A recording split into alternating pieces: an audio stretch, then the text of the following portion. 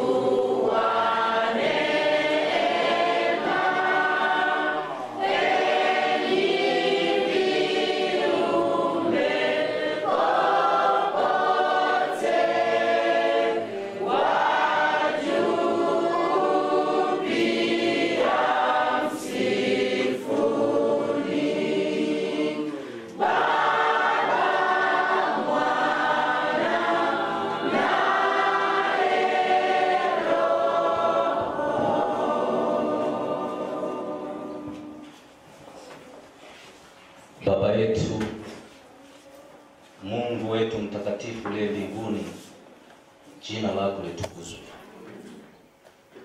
Leo ni siku takatifu ya pekee sana ya Sabato. Tunakushukuru maana umekubali tuweze kuingia katika hekalu lako takatifu kwa ajili ya ibada.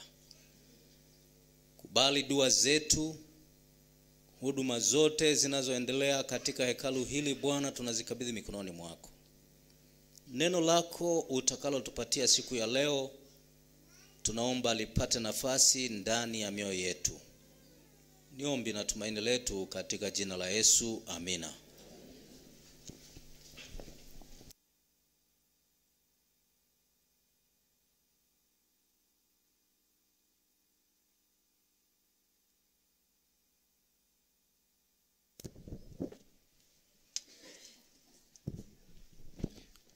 Kanisa, hamjambo? Wangapi wana furaha? Nipende kuchukua nafasi sasa niwakaribishe wote katika matangazo ya kanisa. Lakini kabla hatujaingia katika matangazo ya kanisa, nitambue uwepo wa wageni ambao wametufikia katika siku ya leo katika Sabato hii.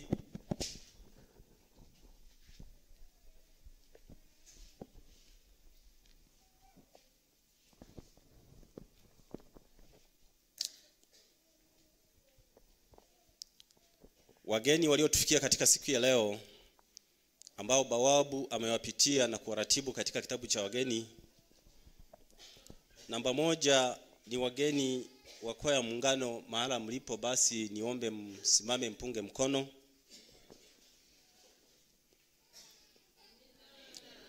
Karibuni sana wageni wetu. Mgeni namba 2 anaitwa Abagus Groba. Yeye anatoka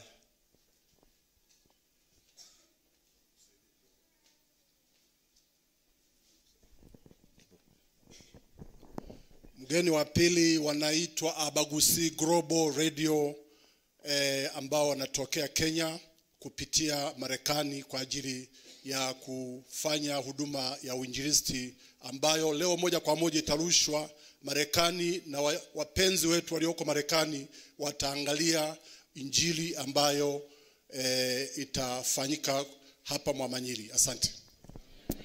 Asante sana. Basi niombe maana mlipo wageni wetu msimame tu mpunge mkono. Asante sana. Karibuni sana wageni wetu. Mgeni namba 3 anaitwa Neema Doto, anatoka Bariadi, kanisa Mwabuki. Mahala alipo basi asimame. Asante sana mgeni wetu. Mgeni anayefuata anaitwa Anastasia Elia, na yeye pia anatoka Bariadi huko, naye kanisa ni hilo hilo la Mwabuki. Mahala basi alipo mgeni huyo basi asimame. Ni huyo mtoto. Basi niseme haya, wale waliopo karibu na wageni hawa basi muwashike mkono wa kuwakaribisha. Asante sana, karibuni wageni wetu. Lakini yawezekana niseme haya kwamba yawezekana kuna sehemu fulani labda bawabu hakufika na mgeni hakuchukuliwa taarifa yake. Nikianza na mkono wangu wa kushoto huku, kama kuna mgeni ambaye amesahaulika, hajaratibiwa jina lake mahala alipo basi asimame asalimu watu wa Mungu. Kiwezekana jina lake pia litaje. Kuna mgeni?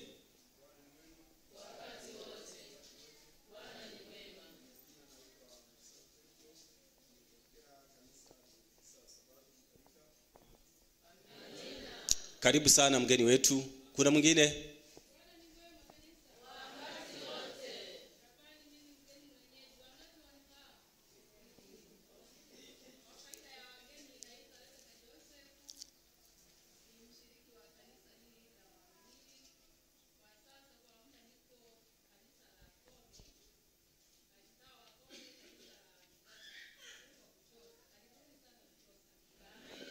Asante sana mgeni wetu.